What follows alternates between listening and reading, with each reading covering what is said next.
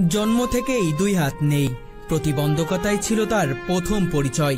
গ্রামের মানুষ শুধু নয়, এমনকি নিজের পরিবার পর্যন্ত তাকে বোঝা ভাবত।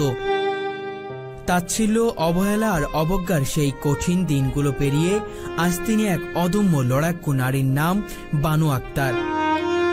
তিনি প্রমাণ করেছেন প্রতিবন্ধকতা শরীরে নয়, মানসিকতায়।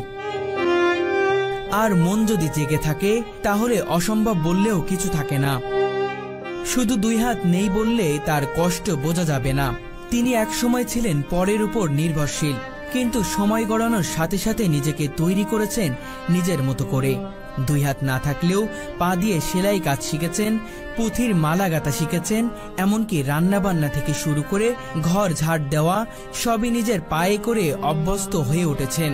আমার বাম্মা দেখে আমি প্রথম সন্তান, প্রতিবন্ধী, অনেক কান্দাকাটি করছে, অনেক হয়তো